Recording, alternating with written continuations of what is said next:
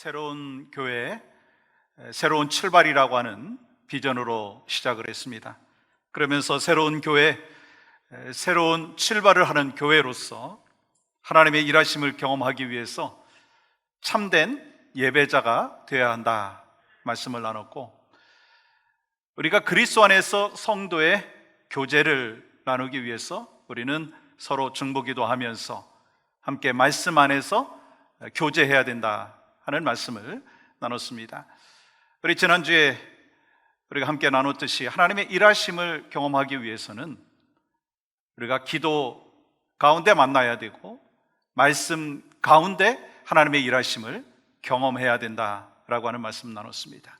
오늘 이 시간에는요, 이 하나님의 일하심, 또 하나님의 일을 감당하기 위해서는 우리가 어떻게 해야 되는 것인가, 하나님의 일을 감당하면서 하나님의 일을 경험하기 위해서 어떠한 삶을 살아야 되느냐라고 하는 것입니다. 어찌 보면 우리 신앙생활은요, 하나님의 일하심을 경험하는 것이라고 할 수가 있습니다. 그렇기 때문에 이 하나님의 일에 대한 정의가 참 중요합니다.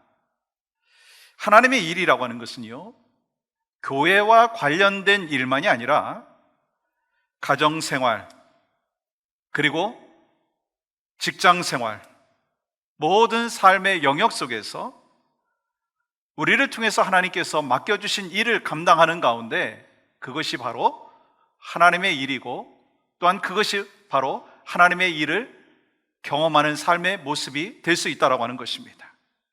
그러므로 중요한 것은 무엇인가? 하나님의 일을 하면서 하나님의 일을 하심을 우리가 경험하고 있느냐라고 하는 것입니다. 우리는 봉사를 열심히 하고 열심히 찬양하고 열심히 말씀을 가르치고 성경 공부를 하고 열심히 말씀을 준비해서 설교를 했는데, 내가 한 것은 기억나는데 만약에 하나님의 일하심을 경험하지 못한다면 그 일은 하나님의 일이 아니라 내 일이 될 수 있다라고 하는 것입니다. 예를 들어서 여러분이 30분 동안 기도했어요. 그러면 내가 한 일이 뭔가 정확히 잘 알죠? 30분 동안 기도했습니다. 그런데 만약에 내가 기도할 때 하나님의 일하심을 경험하지 못했다면 우리의 기도는 울리는 꽹과리가 될 수 있고 중언부언하는 소음이 될 수 있다라고 하는 것을 기억하시기 바랍니다. 우리의 예배가 그렇고 우리의 찬양이 그렇고 우리의 봉사와 헌신이 그렇고 성경 공부가 그럴 수가 있습니다. 우리가 봉사하고 우리가 헌신하고 예배를 드린 것은 알고 있는데 하나님께서 어떤 일을 행하셨는지에 대해서 알지 못한다면 우리는 많은 일을 했어도 그 일을 통해서 하나님의 일하심을 경험할 수가 없다라고 하는 것입니다. 저는 소망하는 마음이 있어요. 오늘 함께 예배하는 브랜드카운티 영락교회 온 성도들, 우리 모두에게 살아계셔서 주님 앞에 영광을 올려드리는 아름다운 역사하심이 있기를 원합니다. 언제까지요? 주님 앞에 가는 그날까지. 우리가 하나님의 일만 생각하는 것이 아니라 하나님께서 정말 일하심을 경험하는 하나님의 사람이 되어야 한다라고 하는 것입니다. 오늘 본문의 내용은요, 이 하나님의 일하심에 대한 내용이에요. 먼저 오늘 본문의 백그라운드를 살펴보면 지금 이스라엘 백성들에게 아주 중요한 상황이었습니다. 출애굽하고 지난 40년 동안 광야에서 생활하다가 이제 하나님께서 약속해 주신 가나안 땅에 들어가기 일보 직전이었어요. 바로 눈앞에 있는 상황이었습니다. 그런데 이 가나안 땅에 들어가는 문제는요, 광야를 지나온 문제보다 훨씬 더 어려운 그러한 문제였고 상황이었습니다. 왜냐하면 이제 요단강을 건너서 약속의 땅 가나안 땅에 들어가게 되면 가나안 사람들과 정복 전쟁을 해야 되는 그러한 상황이었기 때문인 것이죠. 물론 여러분들이 아시다시피 광야에서도 전쟁을 했었습니다. 그런데 유목민들과의 전쟁은 길목에서의 전쟁이었기 때문에 다른 길로 피해 갈 수도 있었습니다. 그러나 가나안 땅에 있는 사람들은요, 키가 큰 아낙 자손들을 비롯해서 싸움 잘하는 족속들로 가득 차 있었고, 철로 무기를 만들어 놓고 있었고, 더 많은 군사력이 준비되어 있는 그런 상황이었습니다. 그러므로 광야에서 전쟁했던 유목민들과 차원이 다른 사람들이었다고 하는 거예요. 그런 상황 속에서 이스라엘 민족을 이끌어갈 강력한 리더로서 가장 적합한 사람이 여러분 누구라고 생각하세요? 모세 아닌가요? 근데 오늘 본문은요 1절에서 이렇게 시작하고 있는 것을 보게 되죠. 여호와의 종 모세가 죽었으니, 모세가 죽었어요. 가나안 땅을 정복하는 미션을 앞두고 있는 아주 긴박한 상황인데 말입니다. 그러면 그때 이스라엘 백성들은 어떠한 마음을 가졌을까 한번 생각해 보세요. 그들이 출애굽할 때부터 이끌어줬던 리더 모세가 이제 없으니까 아마도 그들에게는 더 이상 앞으로 전진할 수 없는 그러한 상황이다라고 하는 그런 생각도 했을 것입니다. 왜요? 강력한 리더가 없으니까 앞으로 가는 거 힘들 것이다, 그런 두려움이 있었습니다. 그리고 어떤 사람들에게 있어서는요 애굽에 있었던 것이 더 좋았을 것을, 아니 가나안 땅에 들어가 보지도 못하고 땅을 밟지도 못하고 여기서 죽게 되는구나, 그런 생각도 하는 사람도 있었을 것입니다. 그런데 하나님께서는요 여호수아를 세우십니다. 그러면 여러분, 여호수아는 이스라엘 백성들에게 있어서 어떤 이미지였나요? 1절 다시 한번 볼까요? 여호와의 종 모세가 죽은 후에 여호와께서 모세의 수종자 눈의 아들 여호수아에게 말씀하여 이르시되, 여러분 모세를 소개할 때는요 여호와의 종이라고 하고 있고, 또 여호수아는 모세의 수종자, 모세의 종이라고 소개하고 있습니다. 그러니까 이스라엘 백성들에게 모세하면 하나님이 떠올려진 것이고, 여호수아하면 모세가 떠올려진 것입니다. 그런데 이제 여호수아가 지도자라고 하는 거예요. 여러분 2절 말씀 보시면 이렇게 기록하죠. 내 종 모세가 죽었으니 이제 너는 이 모든 백성과 더불어 일어나 이 요단을 건너 내가 그들 곧 이스라엘 자손에게 주는 그 땅으로 가라. 그렇지만 지금은요 이스라엘 백성들만 두려운 것이 아니라 여호수아도 두려웠을 것입니다. 왜냐하면 여호수아는 지금까지 모세의 말만 잘 들었으면 되었습니다. 그런데 졸지에 이스라엘의 리더가 된 거예요. 게다가 이스라엘을 이끌어 가야 될 그 대상인 그 백성들은 그 제대로 훈련되지도 아니하였고 걸핏하면 원망하고 불평하는 그런 백성들이었습니다. 그러므로 여호수아로서는요 모든 것이 불안하고 두려운 상황입니다. 이때 하나님께서 뭐라고 말씀하시나요? 5절 보세요. 내가 모세와 함께 있었던 것 같이 너와 함께 있을 것임이니라. 내가 너를 떠나지 아니하며 버리지 아니하리니. 그리고 6절 말씀 속에서는요 더 강력한 말씀을 하시죠. 강하고 담대하라. 하나님께서 이렇게 말씀하실 만큼 여호수아와 이스라엘 백성들은요 두려워했다라고 하는 것입니다. 그런데 하나님께서는요 오늘 본문에서 큰 사명을 앞두고 있는 그 여호수아와 이스라엘 백성들, 그리고 우리가 이 땅에 살아가면서 교회를 섬기고 가정과 그리고 직장과 사회생활을 할 때 하나님께서 맡겨주신 일, 하나님의 사역을 감당하려면 기억해야 될 것이 있다라고 하는 것을 말씀하고 있습니다. 그것이 오늘 본문 속에서 여러분과 저에게 주시는 메시지입니다. 하나님의 일을 감당하려면 먼저요 하나님께 집중해야 합니다. 오늘 본문은 모세가 죽었다는 것으로 시작하잖아요. 1절 다시 보세요. 여호와의 종 모세가 죽은 후에, 지금 상황은요 모세가 죽었기 때문에 이스라엘 백성들 마음속에서는 모든 것이 끝났겠구나, 그런 생각과 더불어서 좌절과 절망 가운데 있었을 것입니다. 그만큼 지도자 모세의 죽음은요 이스라엘 백성들에게 있어서는 커다란 충격이었습니다. 그것도 지금 상황이 언제예요? 가나안 땅을 눈앞에 두고 있는 그 시점이었습니다. 그러므로 이스라엘 백성들과 여호수아는요 불안했고 두려웠습니다. 우리도 마찬가지로 하나님을 믿는다고 하면서 하나님보다 사람과 환경에 집중할 때가 많다는 거예요. 왜냐하면 눈에 보이지 않는 하나님보다 사람이 먼저 눈에 보이고 상황과 환경이 먼저 눈에 보이기 때문인 것입니다. 그래서 하나님께서는요, 오늘 본문을 통해서 우리에게 말씀하시고 계시고, 또한 여호수아와 이스라엘 백성들에게 말씀하고 계시고, 또 그들에게 강력하게 보여주시고 있는 사인이 있습니다. 뭐냐면 하나님께서 시선을 바꾸신다는 거예요. 우리에게도 마찬가지. 모세에게서 하나님에게로, 모세에게서 하나님에게로 시선을 바꾸고 계시다는 거예요. 그래서 모세가 있든 없든 상관없이 하나님의 일은 계속된다라고 하는 것을 말씀하고 있습니다.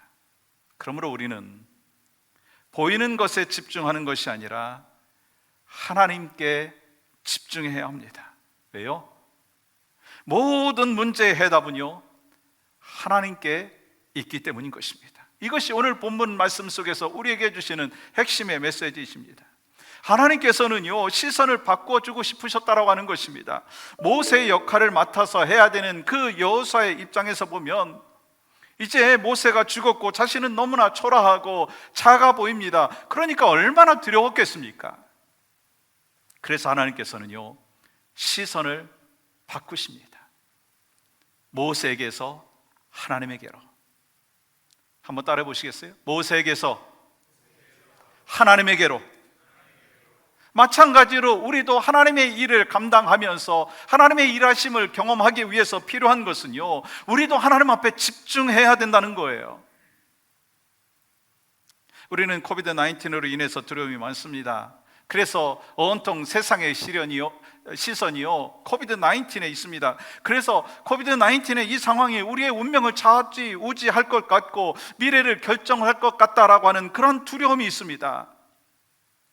그러므로 우리의 눈은요, 코비드-19 상황이지만 바이러스보다, 백신보다 더 집중해야 될 대상이 있어요. 누굽니까? 하나님인 줄 믿습니다.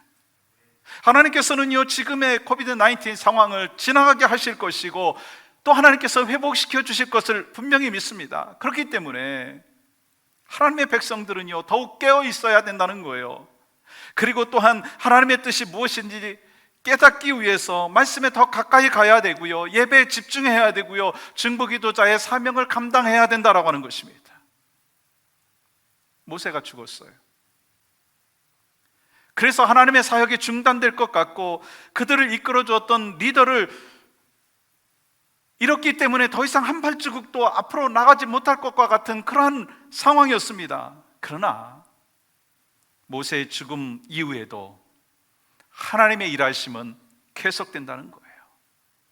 그러므로 우리는요, 교회 안에서도 사람에게 집중하는 것이 아니라 하나님 앞에 집중해야 된다는 거예요. 왜요? 사람은 실수할 수 있어요. 사람은요, 변질될 수도 있어요. 그래서 사람에게 집중하다가 보면 실망하는 것이 우리의 모습이라는 거예요. 그리고 때로는요, 사람에게 집중하고 그 사람을 따르다 보면 그 사람이 마치 하나님이 되어버리는 그런 경우도 있다고 하는 거예요. 이단들의 교주가 그 하나님 대신하는 것과 같은 것입니다.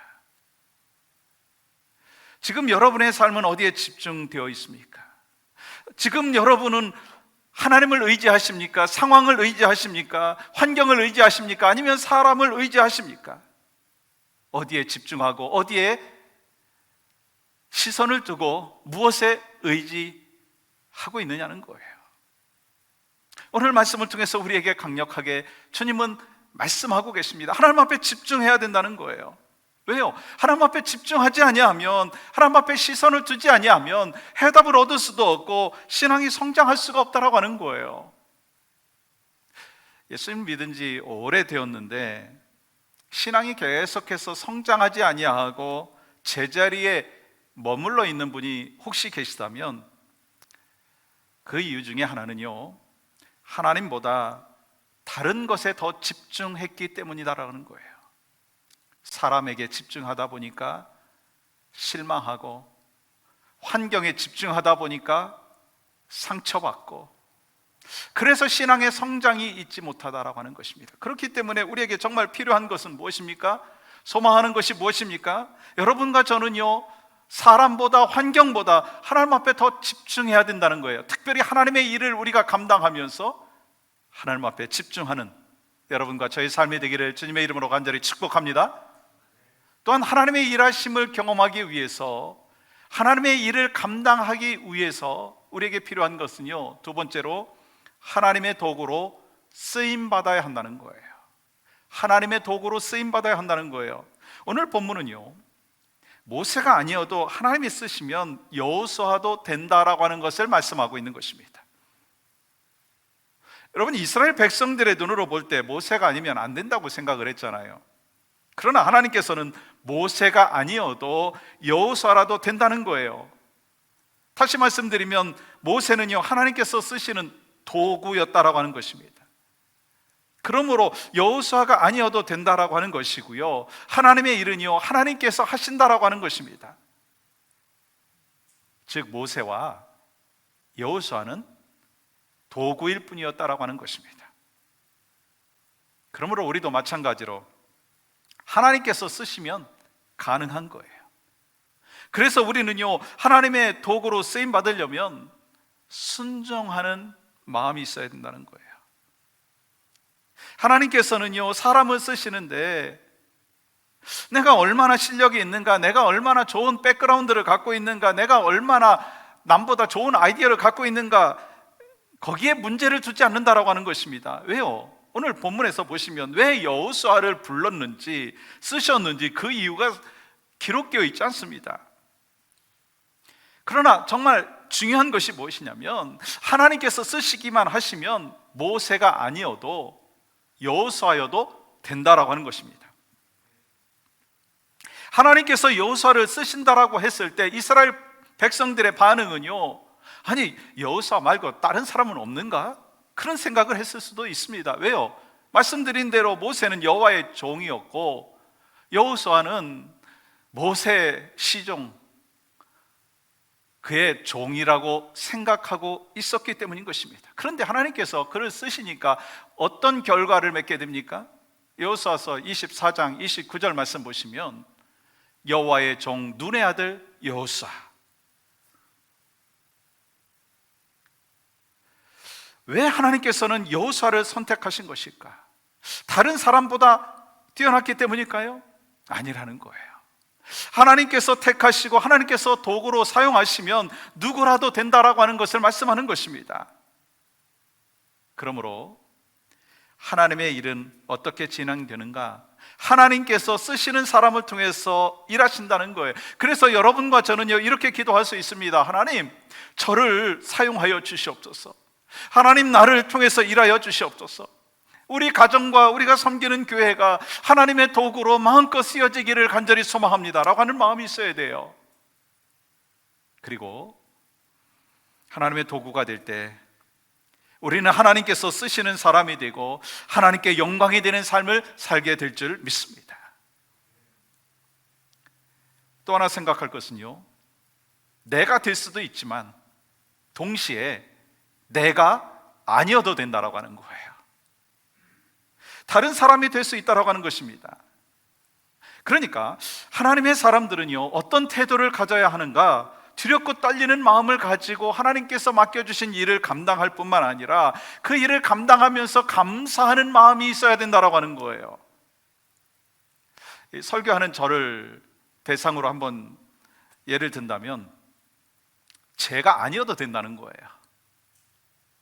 다른 사람이어도 된다는 거예요. 만약에 하나님께서 다른 사람을 쓰신다면 말이죠.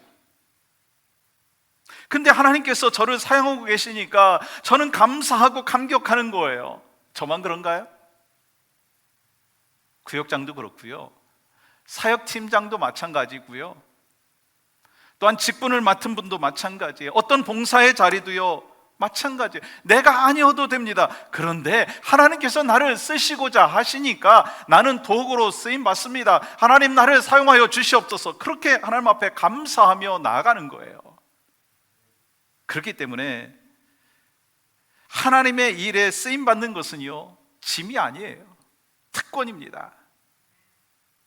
하나님의 일에 쓰임 받는 것은요, 멍해가 아니고 특권입니다. 왜 아멘 안 하세요? 아멘이시죠?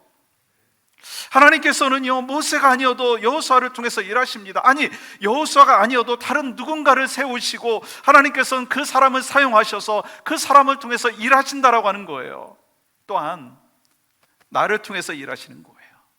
그렇기 때문에 나는 능력이 없고, 나는 시간이 없고, 나는 나이가 적고, 나는 나이가 너무 많고, 나는 교회 나온 지 얼마 되지 않았기 때문에, 나는 가진 것이 없기 때문에 그렇게 핑계 대고 그렇게 이유를 붙일 하등의 이유가 없다는 거예요. 맡겨주신 일을 우리는 감당하면서, 하나님, 나는 도구일 뿐입니다, 하나님, 나를 사용하여 주시옵소서. 그것이 바로 하나님의 일을 감당하면서 가져야 될 태도라고 하는 거예요. 여러분, 예수님의 제자들 보세요. 직업이 다 달랐어요. 지식도 달랐어요. 가진 것도 달랐습니다. 근데 주님께서 쓰시니까 도구가 된 거예요. 세상은 우리에게 다른 이야기를 합니다. 그 기준을 정해놓고 그 기준에 미치지 못하면은 지도자가 될 수 없다, 당신은 성공할 수 없다고 그렇게 말을 하지만, 하나님께서는요, 뭐라고 말씀하십니까? 하나님이 써주시면 된다라고 하는 것입니다. 혹시 2021년 한 해 동안 교회에서 어떤 책임을 맡겨주셨습니까? 하나님께서 여러분에게 책임을 맡겨주셨습니까? 근데 마음의 부담을 느끼고 내가 이것을 도저히 내가 감당할 수 없을 것 같다, 그런 생각을 하고 있는 분이 계십니까? 여호수아를 묵상해 보십시오. 하나님께서 뭐라고 말씀하십니까? 아니, 여러분에게, 저에게 뭐라고 말씀하십니까? 6절 보세요. 강하고 담대하라. 너는 내가 그들의 조상에게 맹세하여 그들에게 주리라 한 땅을 이 백성에게 차지하게 하리라. 우리에게 필요한 것은요, 하나님께서 일하실 것이기 때문에 하나님께서 맡겨주신 일에 대하여 순종하겠습니다, 그런 결단이 필요한 거예요. 그때 하나님께서는요, 여러분과 저를 도구로 사용하여 주셔서 하나님의 역사를 펼쳐 주실 줄 믿습니다. 그런 은혜와 축복을 여러분과 여러분의 가정 가운데, 우리가 섬기는 교회 가운데 마음껏 경험하시는 여러분과 저희 삶이 되기를 주님의 이름으로 간절히 축복합니다. 또 한 가지, 우리가 하나님의 일을 감당하려면 하나님이 함께 하셔야 된다는 거예요. 하나님께서는 우리에게 하나님의 일을 맡겨놓으시고 뒷짐지고 팔짱 끼고 계신 분이 아닙니다. 그럼 하나님 어떤 분이세요? 우리와 함께 하세요. 5절 볼까요? 내 평생에 너를 능히 대적할 자가 없으리니 내가 모세와 함께 있었던 것과 같이 너와 함께 있을 것임이라. 내가 너를 떠나지 아니하며 버리지 아니하리니. 하나님께서는요, 가나안 정복을 앞두고 두려움 가운데 사로잡혀 있었던 여호수아에게, 이스라엘 백성들에게 함께 하시겠다고 약속해 주셨어요. 그러면서 뭐라고 말씀하셨어요? 마음을 강하게 하고 담대하라 말씀하시는 거예요. 왜요? 여호수아에게 지금 필요한 것은요, 하나님께서 자신과 함께 하고 있다라고 하는 믿음이 필요했기 때문인 것입니다. 그래서 하나님께서 모세와 함께 하셨던 것처럼 내가 너와 함께 하겠다, 내가 너를 책임지겠다 말씀하시는 거예요. 그리고 그 길을 내시고 구체적인 방법까지도 말씀하시는 것을 보게 됩니다. 이스라엘 백성들이 요단강을 건널 때 여호수아가 낸 아이디어 갖고 건너지 않았어요. 여호수아가 낸 방법 갖고 건너지 않았어요. 하나님이 내신 방법을 갖고 건넜어요. 여리고성 점령할 때도요, 여호수아가 뭐 아이디어 내가지고 점령한 것이 아닙니다. 전략으로, 여호수아의 전략이 아니었다는 거예요. 하나님이 만드신 전략이고 하나님께서 내신 아이디어를 갖고 행했을 때 결국 여리고성이 점령되어지는 것을 보게 됩니다. 만약에 그 순간에 여호수아가 전략을 냈다면 아마 여리고성 점령되지 못했을 거예요. 하나님께서 전략을 내셨기 때문에 승리했다는 거예요. 나는 방법이 없고 나는 능력이 없고 나는 자격이 없는, 그것이 문제가 되지 않는다라고 하는 거예요. 하나님께서 함께 하시는가? 아니면 나 혼자 일하고 있는 것인가? 거기에 문제가 있다는 거예요. 소망하는 마음이 있습니다. 여러분과 여러분의 자녀들이 아니 우리 교회가 하나님께서 함께하여 주심으로 인하여서 하나님 앞에 귀히 쓰임받는 축복의 가정과 공동체가 되기를 간절히 소망합니다. 그리고 하나님께서 지금 나를 써주시는 것을 감사하고 두렵고 떨림으로 하나님께서 나를 통해서 어떻게 일하시는지를 볼 수 있는 은혜가 풍성하게 있기를 간절히 소망합니다.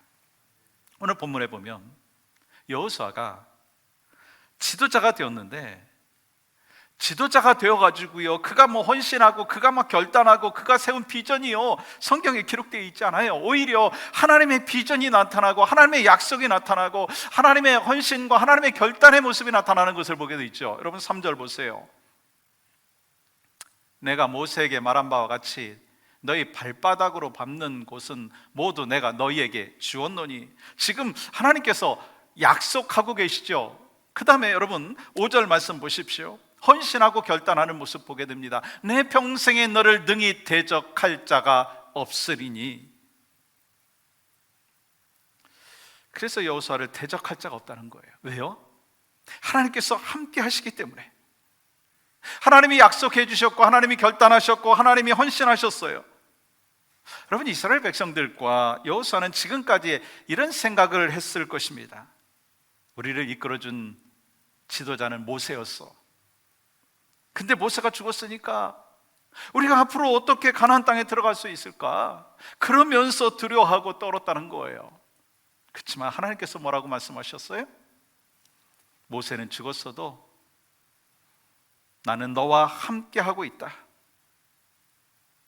모세는 죽었어도 나는 너와 함께 하겠다. 내가 너를 책임지겠다. 그러므로 우리도요, 실망해서는 안 됩니다.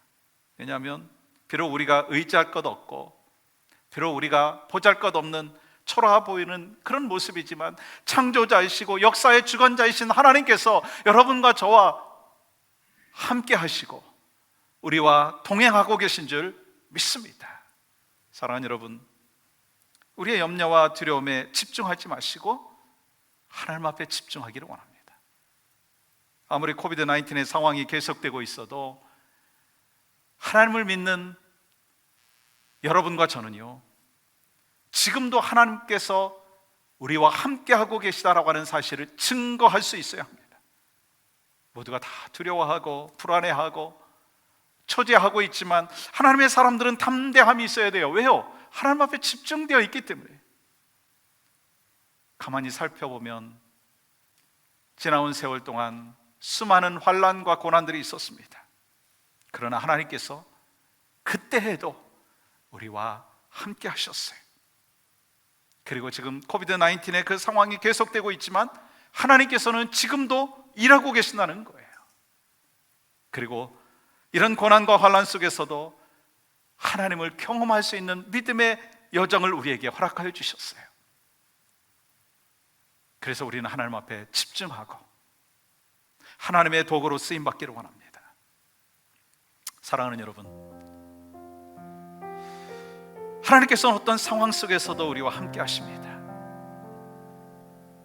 우리의 삶에 어려운 일들이 다가왔지만